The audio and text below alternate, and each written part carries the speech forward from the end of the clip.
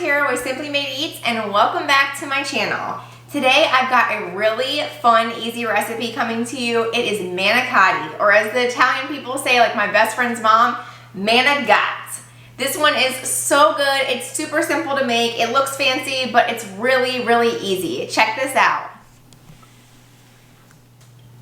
Doesn't that look delicious?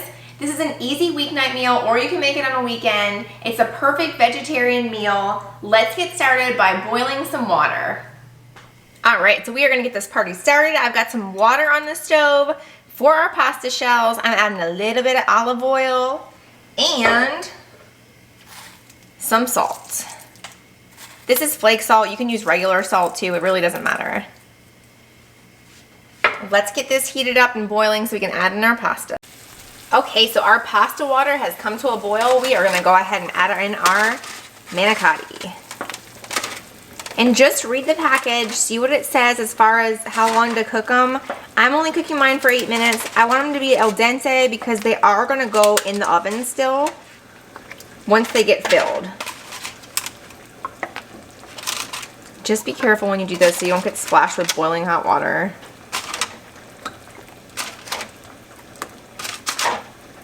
All right, we're gonna let these cook for 8 minutes. Okay, so as our pasta is cooking, we're gonna go ahead and get our filling ready for our manicotti.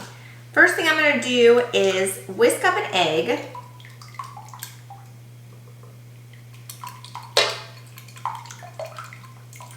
We just need 1 egg in this recipe. It's just gonna bind our filling together. Okay, I've got a 32-ounce ricotta cheese. I'm going to use all of this into our filling. I love ricotta cheese. It's like one of those things when you're a kid, like, that grosses you out so bad, and then when you get to be an adult, you're like, oh, this is the best thing ever. I was totally missing out. I did the same thing with cream cheese. I used to think the cream cheese was so gross, and now it's like one of my favorite things. Okay, into this filling, I'm going to go ahead and pour in our egg. I also have an 8-ounce block of mozzarella cheese shredded. Get all that goodness out.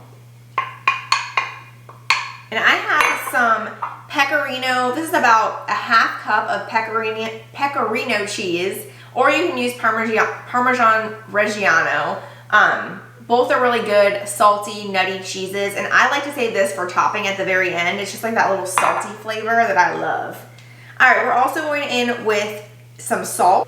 We've also got a 1/4 teaspoon of basil, dried basil, and dried oregano. I've got 1/8 teaspoon of ground black pepper, and we're gonna stir this up.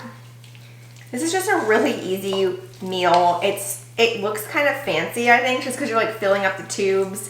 I have a stuffed shell recipe that I make all the time too, so if you guys are interested in that, that one's honestly even easier than this because you don't have to worry about a piping bag or anything.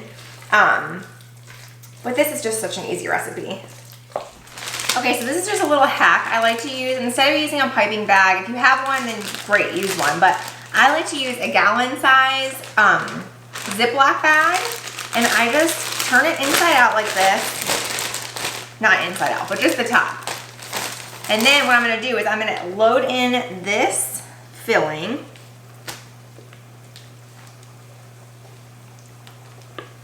Fill it all up. I just fold the top like that because then if it gets some cheese on it, it doesn't make a mess.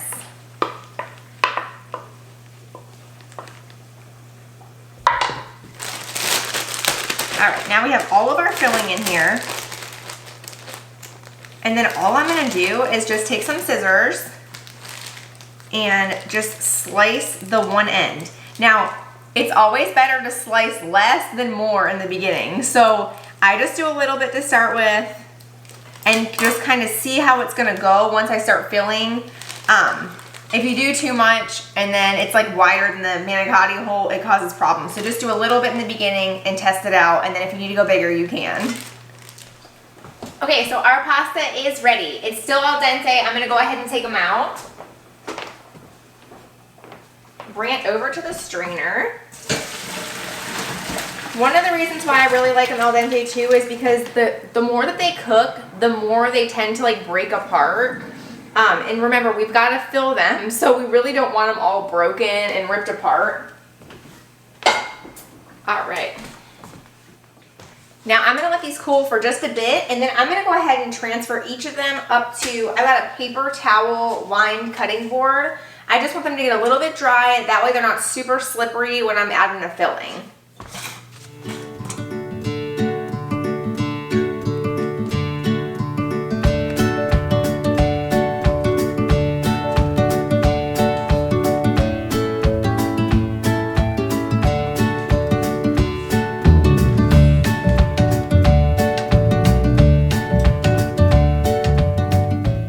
The further I get down, the hotter they are.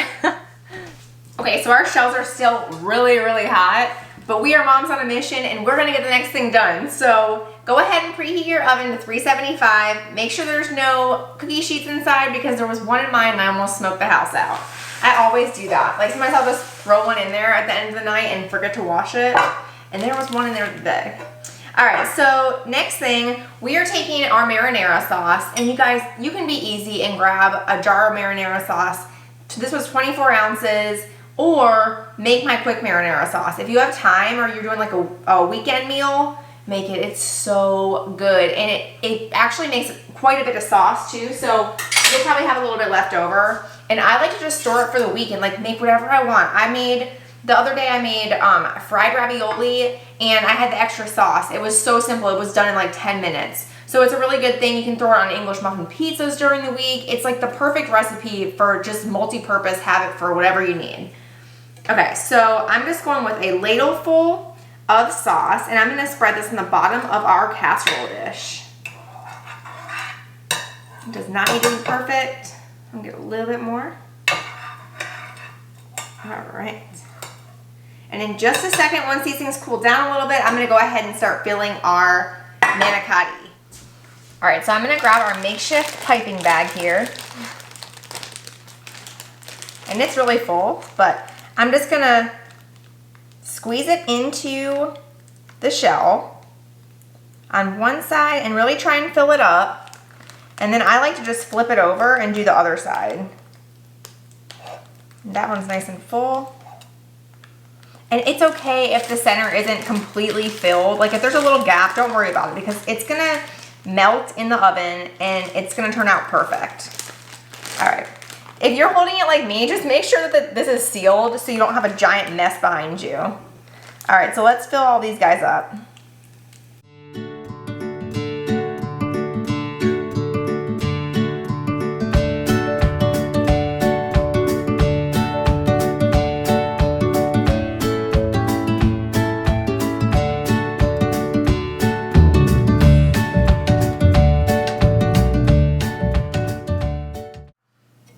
Okay, so next thing I'm gonna do is I'm gonna add some more marinara sauce over the top. And if you messed up on a couple, like I have a little bit of a mess of ricotta cheese, it is no big deal. Nobody's gonna know. How are they gonna know? Nobody's gonna know. All right, we are going saucy on here.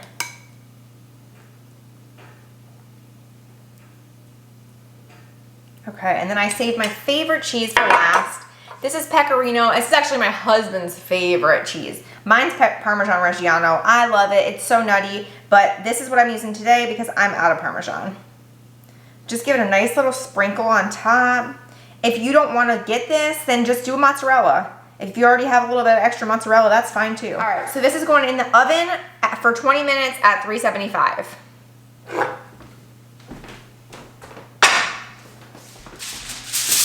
I'm gonna add a piece of tin foil to the top just for the first 10 minutes. When that's cooking, I always like to add just a little bit of marinara sauce to a pot. So I'm using the same pot that I use for the pasta. Some people just like their stuff really saucy, so I like to have that option. So I'm just gonna keep this on low, and then that way, whenever my stuff's out, it will be like totally ready to serve and we'll be ready to go.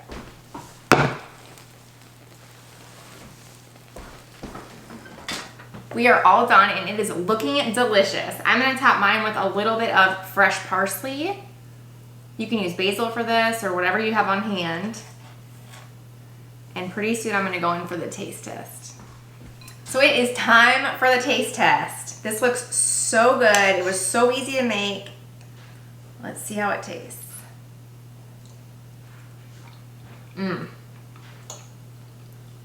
So good. You guys are gonna love this one. Make sure to subscribe so we can keep cooking together. I've got lots of easy weeknight dinners coming up.